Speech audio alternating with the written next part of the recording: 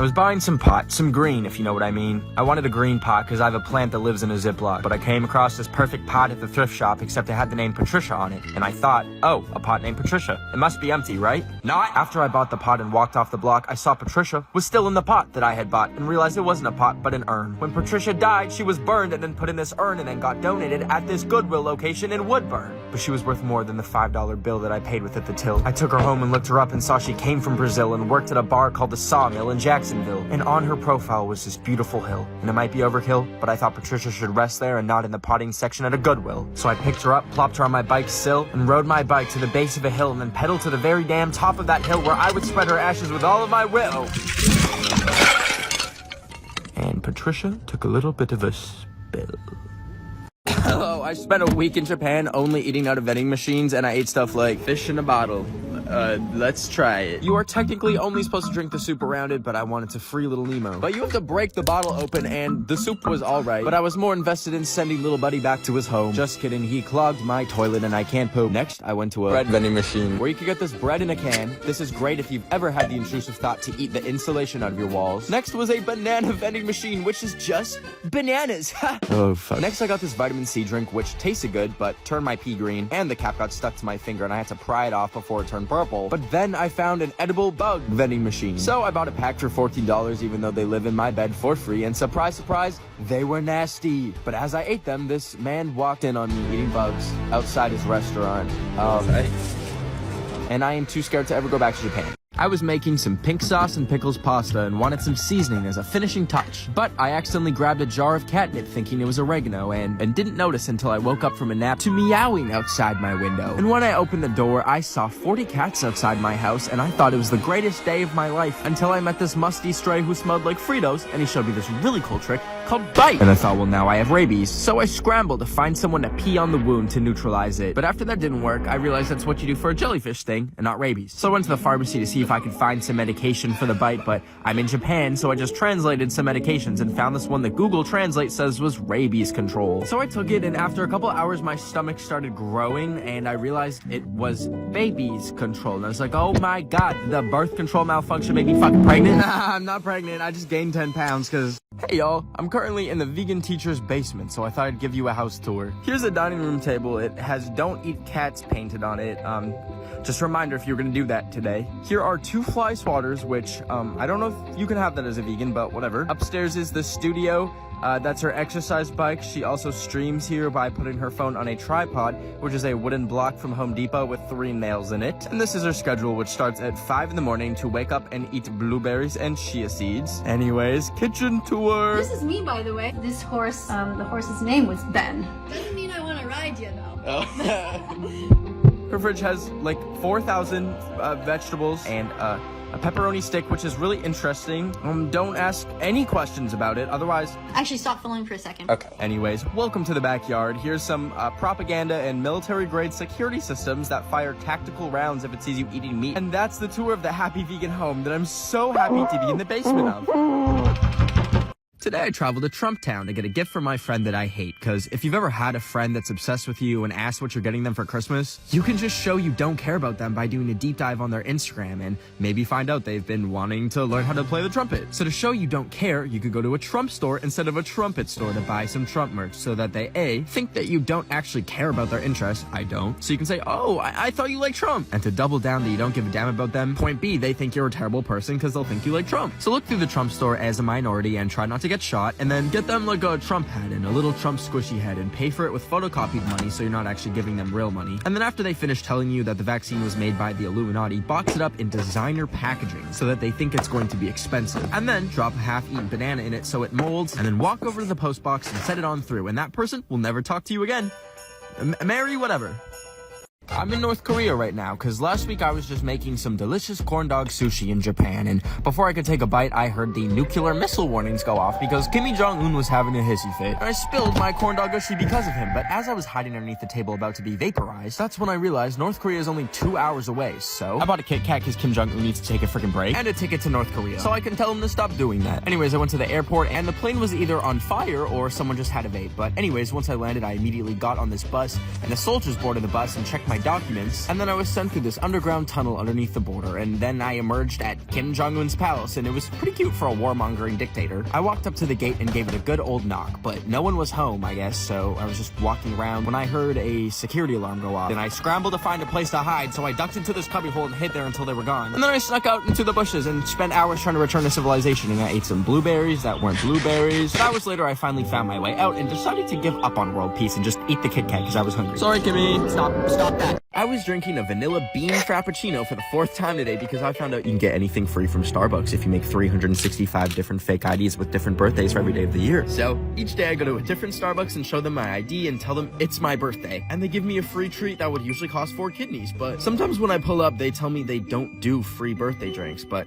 they don't know I know this trick. I actually go dumpster diving after hours where they throw away all the garbage and Starbucks employees that want to form a union. And there's usually 1 or 2 uniforms in there. So I got this one, which had just a little blood stain. So whenever they deny me a birthday drink, I simply rip my jacket off and show them my employee uniform. And then they just let me go make whatever I want for myself for free. And it almost always works, but when it doesn't, and they say we've literally never seen you at this location before, why do you have blood on your uniforms? I stay calm because I remember they don't know I know this trick. I put on a little mask and say, okay, this is a fucking robbery! I was so excited today to see Harry Styles in that new movie that he's in today. So I went to the theater and snuck in my own snacks because a hot dog is $12, but a pea and ketchup sandwich is $2. But as I was enjoying my delicious meal, they flashed an ad for like 3 seconds saying, bring blood to bathroom stall 4. And I looked around the theater and like, no one was fazed by this. So I sat through the movie, but Harry Styles wasn't the only thing making me feel curious. So I left as the credits rolled. And I went to the bathroom and I didn't think anyone was in there, but I found stall number 4 and I went in and locked the door behind me, and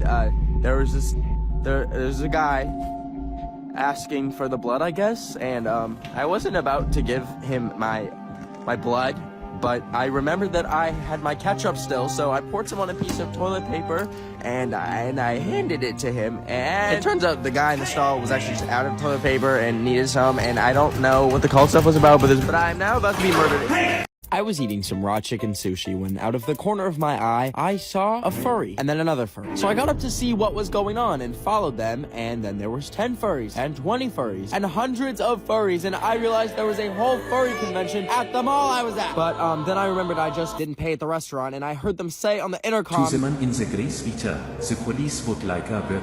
I was like, Jesus Christ, I need to get out of here. But these furries were everywhere, and I tried to sneak into this dark warehouse, but there was a rave going on inside, so I found a door to the outside, but it was raining and had no exit and no hope, until I saw someone's left behind fursuit on the ground with some stains in it. But I had no other way to escape, so I put it on to try and blend in and re-enter the mall and saw so many horrifying things and still couldn't find the exit and was getting actual heat stroke, so I decided to just turn myself in. So I went up to a cop and said, I'd like to turn myself in, and it was a damn Zootopia cop! So I just bolted out of that lawless wasteland and jumped over furries to find a fire exit and made it out and stripped down and threw my suit in the river!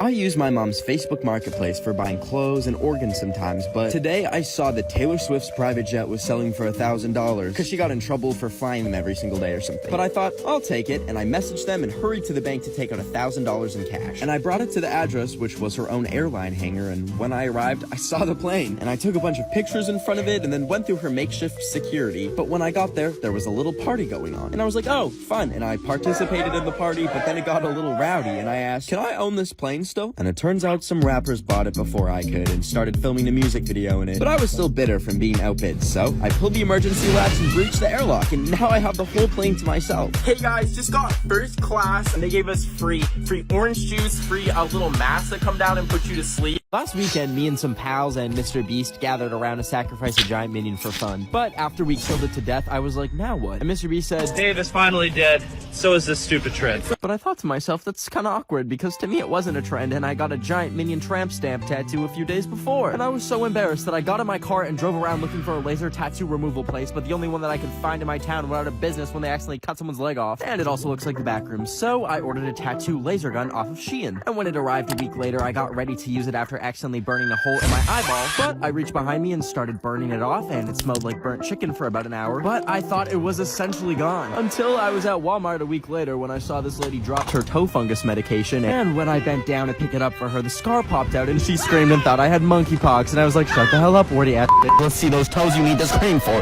I was scrolling through the deep web when I saw an ad for a GoFundMe to get the Queen an air fryer before she dies. So I went to it and saw no one had donated. So I gave her $5 and went to bed. But when I woke up the next morning, I got an email that it was shut down by GoFundMe. And I knew the Queen still needs an air fryer, so I packed my bags and went to the airport to book the next flight to London to bring her an air fryer that I bought for her. And after 10 hours, I landed and Ben was in the Big Ben. So I took the train to the Buckingham Palace where she lives. But when I got there, they had it gated off and I couldn't go in to see the Queen. So I found another entrance with a flimsy little fence that I slid under, and then I popped over another fence, but that triggered an alarm. So I was running as fast as I could, and I happened to drop the air fryer, but I had to hide, so I managed to find the Queen's quarters and snuck in. And I thought I was safe until I woke up on some cliffs on an island with nothing but a note on my arm that said, Please, they won't let me air fry. Elizabeth, I will save you. Today I woke up on Mr. Beast's 35-foot tall inflatable minion that I tried blowing up the night before with my lung, but my asthma kicked in and I passed out. But anyways, last week he was like, Hey Ben, can you make me the world's largest minion? but I hung up on him because he's not despicable enough. He's like the opposite. He's like philanthropicable. But he called back and I was like, he really is despicable. And I agreed to do it. And ever since then, I have been making sure this minion is perfect. So I got the whole factory to line up and take turns blowing it up so I wouldn't be the only one passing out. And I tried to fashion together a giant suit to fit him, but I ran out of fabric and... But finally he was ready. The only problem was when I opened my trunk and tried to fit his body in it, which usually it can fit a few of those, he didn't fit. So I had to ship him in a truck, but I wanted to be along for the journey, so I snuck in while the back door was open and rode in that boy across America until we finally stopped. And I opened the door and... Hey. Hey. I got your minion. Just put it over there. Okay.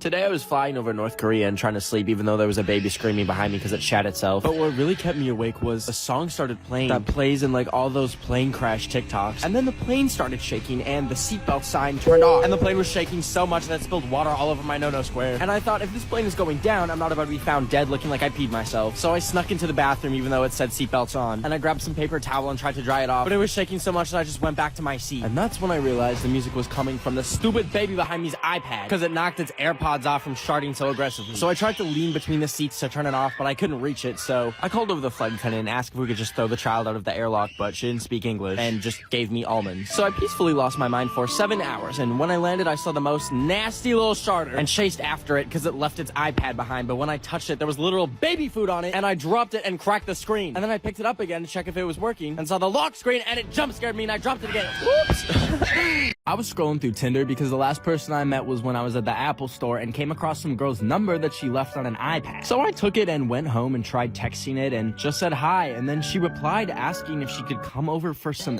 eggplant. And I panicked because I've never cooked eggplant before. But I remembered I could make eggplant parmesan, so I was looking for recipes on Google when I realized I accidentally typed in eggplant permission. Anyways, she said she was 30 minutes away, and I ended up running to the grocery store to buy some eggplant. So I grabbed some eggplants, and then I needed the parmesan. So I went up to this giant wheel of parmesan they had, but I couldn't lift it, so I just got a little piece. Anyways, I went home and chopped up the eggplant and dropped some on the ground, but I used the 5-minute rule because I'm half white. And I put it in the pan, and then I added some cheese and was gonna bake it when I found a spider in my oven. So I baked that instead until he was nice and crispy, and then I threw the eggplant in, and it was finally ready. So I sent her a picture of the eggplant parmesan and said, "You ready for this eggplant?" But then all of a sudden my texts to her were green, and I heard tires screeching outside. Anyways, now I'm back on Tinder, so if anyone wants a serving of eggplant parmesan, make sure you match with me.